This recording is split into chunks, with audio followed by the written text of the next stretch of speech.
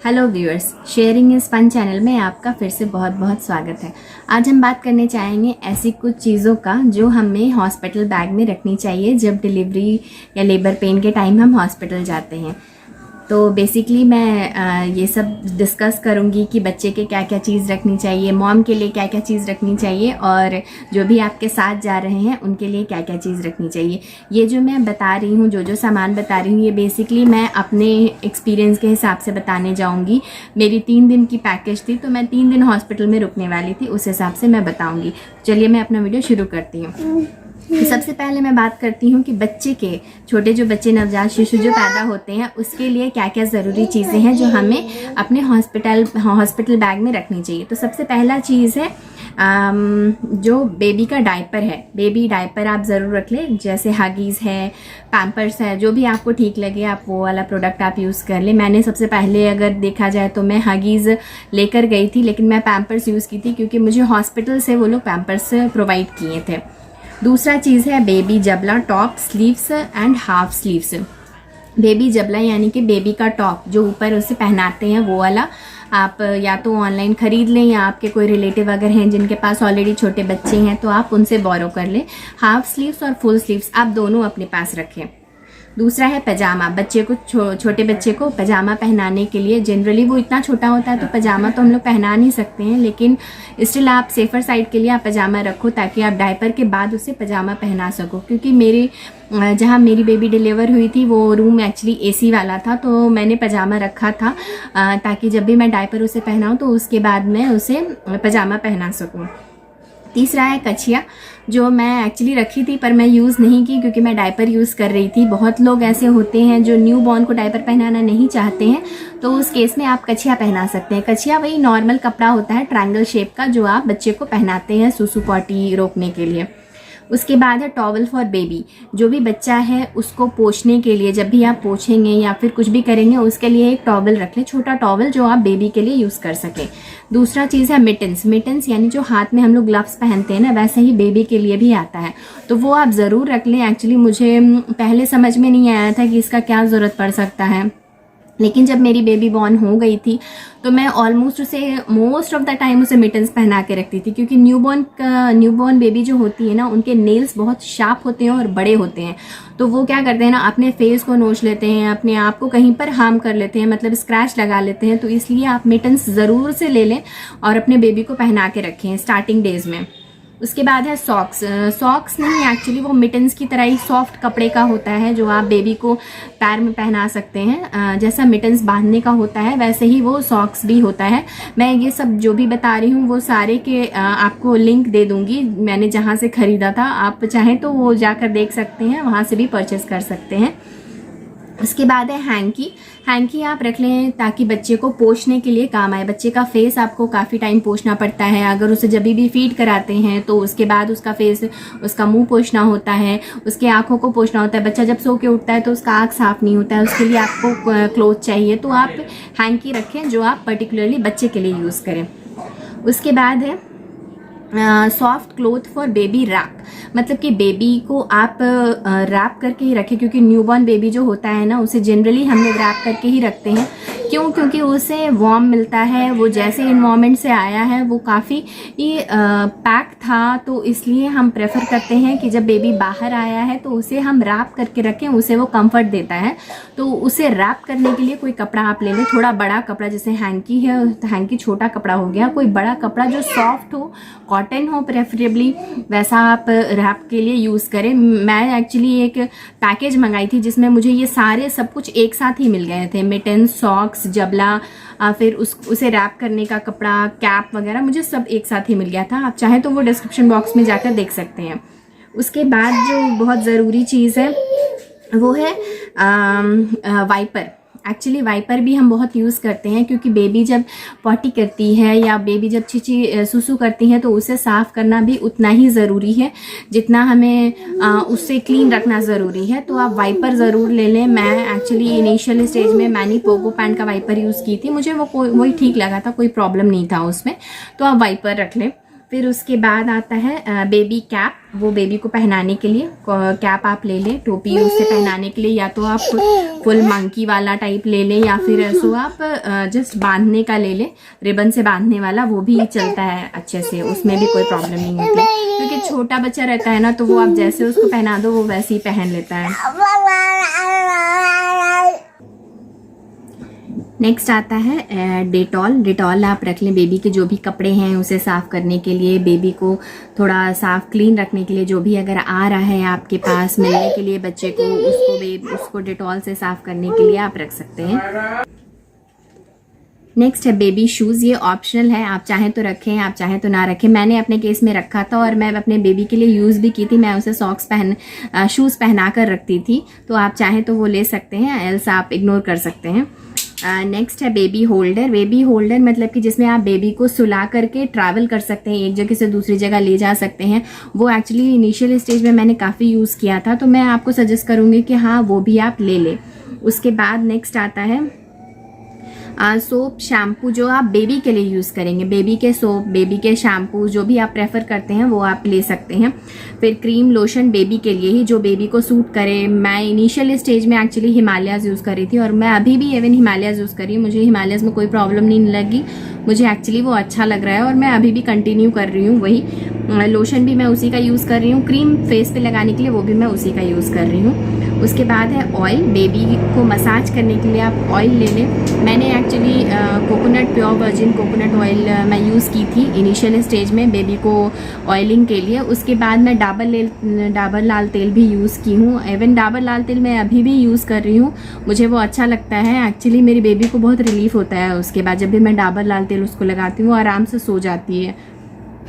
उसके बाद बेबी के लिए कॉम्ब रख लें, क्योंकि बच्चे जब पैदा होते हैं उसके हेयर काफ़ी बड़े बड़े होते हैं, तो उसके लिए आप कॉम्ब एक रख लें। बच्चे का अलग एक कॉम्ब आता है, वो वाला कॉम्ब ही आप लें उसके बाल को सुलझाने के लिए। फिर काजल और पाउडर, इन केस अगर आप प्रेफर करते हैं न्यूबॉर्न को लगाना तो आप रख सकते हैं काजल और पाउडर। मैं प्रेफर नहीं करती थी तो मैं काजल और पाउडर नहीं रखी थी और मैं नहीं लगाती हूँ। आप जनरली मेरे काफ़ी वीडियोज़ में देखे होंगे, मैं अपनी बेबी को जल्दी काजल या फिर पाउडर नहीं लगाती हूँ। उसके बाद है नाजल स्प्रे। नाजल स्प्रे एक्चुअली क्या होता है, न्यूबॉर्न जो होते हैं उन्हें सांस लेने में काफ़ी प्रॉब्लम्स होती है, तो आप नाजल स्प्रे भी ले लें, वो आप उसके नोज़ में डालें। ये एक्चुअली शायद आपको जहाँ पे भी अगर डिलीवरी होता है या आपका पैकेज रहता है तो आपको नर्सेज और डॉक्टर ही सजेस्ट कर देंगे, बट स्टिल सेफर साइड के लिए आप अपनी तरफ से भी ये रखें। नाजल स्प्रे बेबी को ब्रीथ ईजिली करने में हेल्प करता है, उसके नोज़ क्लियर करने में हेल्प करता है। उसके बाद है अल्टा D3, जो कि विटामिन डी की दवाई है, वो भी आप रख लें विटामिन डी की, क्योंकि डेफिशिएंसीज, सॉरी वो एक्चुअली ये मुझे बहुत तंग कर रही है इसलिए मैं इसे लेकर ही बता रही हूँ आपको। नेक्स्ट है baby nail cutter. Baby nail cutter आप इसलिए रख लें, एक्चुअली जो न्यूबॉर्न बच्चे होते हैं ना उसके नेल्स थोड़े बड़े बड़े होते हैं, तो आपको उसके नेल्स कट करने के लिए नेल कटर चाहिए। मैं तो नॉर्मल नेल कटर जो हम लोग यूज़ करते हैं वही यूज़ कर ली थी, आप चाहें तो स्पेशली जो बेबी के नेल कट करने के लिए जो नेल कटर आते हैं वो आप ले सकते हैं। तो ये सब जो भी मैंने बताया ये एक बच्चे के लिए, जो बच्चा पैदा होता है उसके लिए आप रख सकते हैं ये सारे सामान अपने हॉस्पिटल बैग में।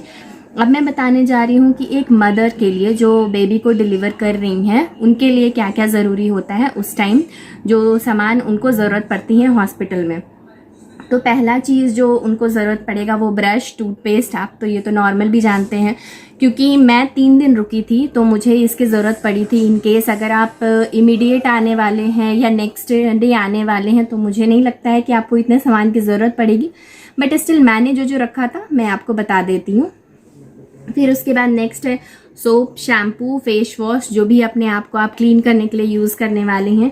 एक्चुअली जब मेरी बेबी हुई थी मैं उस दिन, फिर उसके बाद ऑलमोस्ट उसके बाद भी नहा रही थी। मुझे कोई ऐसा डॉक्टर ने भी नहीं कहा था कि आप नहा नहीं सकते हो या ऐसा कुछ, मैं नॉर्मल ही नहा रही थी और यूज़ कर रही थी सारे सोप, शैम्पू, फेस वॉश, अपना जो भी है सब मैं यूज़ कर रही थी। फिर क्रीम, लोशन जो मदर को ज़रूरत पड़ती है वो खुद को यूज़ करने के लिए।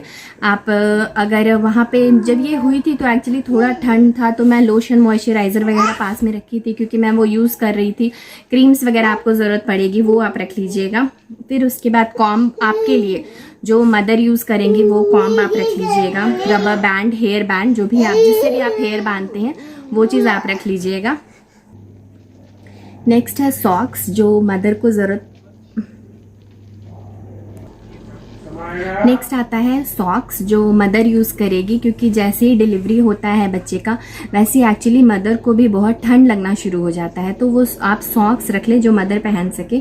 कैप रख लें टोपी पहनने के लिए मदर को, क्योंकि मैं अपने टाइम में एक्चुअली कैप नहीं लेकर गई थी और मैं अपना कवर नहीं की थी हेड, लेकिन जनरली कहते हैं कि जो भी मदर होती है ना, उनको ठंड से बचने के लिए, क्योंकि उनको अगर ठंड लगा तो उनसे बच्चे को ट्रांसफ़र हो सकता है, इसलिए मदर अपने लिए एक कैप रख लें जो वो पहन सकती हैं। फिर ये एक्चुअली बहुत ही ज़रूरी है, मैटरनिटी पैड आप ज़रूर ले लें, क्योंकि जैसे ही बच्चा डिलीवर होता है उसके बाद हमारी ब्लीडिंग बहुत होती है, तो उसे रोकने के लिए हमारा जो नॉर्मल पैड हम लोग यूज़ करते हैं वो सफिशिएंट नहीं होता है। तो उस केस में आप मैटरनिटी पैड ज़रूर रख लें।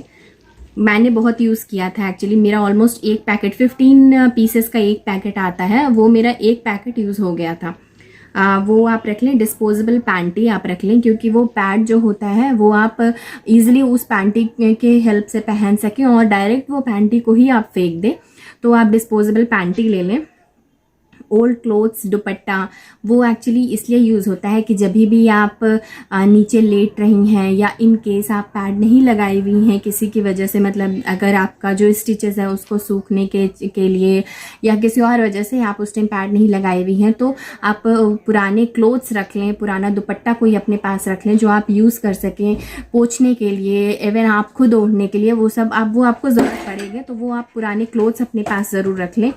फिर आप अपने लिए जो कपड़ा लेंगे वो आप प्रेफर करें कि आप नाइटी लें, नहीं तो फिर आप नाइटी में एक्चुअली फ़ायदा क्या होता है कि आपका नीचे ओपन रहता है, क्योंकि आप नीचे स्टिचेस लगा है, तो अगर ओपन रहेगा तो वो और अच्छा है आपके लिए, आपको पेन नहीं होगा, आपके लिए वॉशरूम जाना इजी होगा।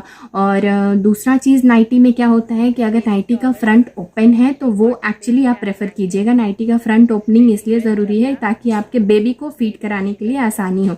तो आप मिनिमम 2 या 3 नाइटी तो वैसा रख लें अपने पास। उसके बाद है स्वेटर। स्वेटर आप बच्चे के लिए भी रखें और अपने लिए भी रखें, क्योंकि जैसा कि मैं पहले बता रही हूँ कि मदर को भी ठंड से बचना उतना ही ज़रूरी है जितना बच्चे को है। तो स्वेटर भी आप रख लें। शॉल स्वेटर जो भी आप प्रेफर करते हैं वो आप अपने लिए एज वेल एज बेबी के लिए रख लें।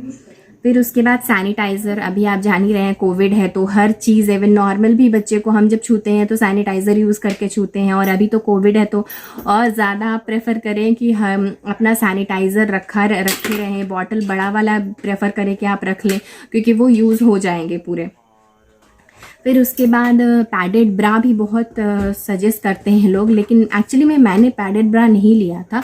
पैडेड ब्रा इसलिए सजेस्ट करते हैं क्योंकि कहते हैं कि जो मिल्क प्रोडक्शन होता है उसकी वजह से मिल्क बाहर गिरने लगता है, उस केस में पैडेड ब्रा जो होता है वो प्रोटेक्ट करता है। लेकिन मेरे केस में वैसा सिचुएशन आया नहीं था और मैंने पैडेड ब्रा लिया भी नहीं था। मैं एक्चुअली स्पोर्ट्स ब्रा, जो नॉर्मल स्पोर्ट्स ब्रा आता है ना, वो मैंने ख़रीदा था। क्योंकि वो स्ट्रेचेबल होता है, वो कभी भी मैं ऊपर नीचे आराम से कर सकती हूँ, उसमें हुक नहीं होते हैं। तो मैं वो यूज़ की थी स्पोर्ट्स ब्रा, और इवन मुझे वो बहुत सही लगा था, कम चीपर भी पड़ा था मुझे, और मैंने वो काफ़ी सारे पीसेज एक साथ ले लिए थे ताकि मैं यूज़ कर सकूँ। तो आप ब्रा जैसा भी आपको कन्वीनियंट लगे वैसा आप ले लें, स्पोर्ट्स ब्रा ले लें या फिर आप पैडेड ब्रा ले लें अपने हिसाब से। नेक्स्ट जो है वो आप पेयर ऑफ स्लीपर। हाँ, स्लीपर आप ज़रूर रख लें, वो बेसिकली आप यूज़ करने वाले हैं हॉस्पिटल में या एक जगह से दूसरी जगह मूव करने के लिए, जो भी कंफर्टेबल हो वो वाला स्लीपर आप ले लें। फिर बेडशीट एक रख लें सेफर साइड के लिए, कि इनकेस आपके साथ जो भी स्टे कर रहे हैं वो उन्हें ओढ़ने के लिए या फिर बिछाने के लिए ज़रूरत पड़े तो वो आप रख लीजिए, बेडशीट एक रख लीजिए। पेयर ऑफ ड्रेसेस जो आपके साथ जा रहे हैं उनका, आपके हस्बैंड अगर जा रहे हैं तो उनका कुछ 1-2 ड्रेस, या फिर आपकी मदर अगर जा रही है तो उनका 1-2 ड्रेस साथ में आप रख लें। और प्रेफर करें कि अगर आपके हस्बैंड जा रहे हैं तो जो भी नाइट वेयर है वैसा कोई ड्रेस आप लें, ट्राउज़र टी शर्ट जैसा आप कोई ड्रेस लें। तो बेसिकली इतने सामान मेरे ख्याल से काफ़ी होंगे अगर आप अपने हॉस्पिटल बैग में रख लेते हैं तो। बेबीज़, मदर और जो भी आपके साथ जा रहे हैं उन तीनों के लिए क्या क्या चाहिए वो मैं अपने हिसाब से जो मुझे लगा मैंने आपको बता दिया। आई होप कि आपको ये वीडियो हेल्पफुल लगे।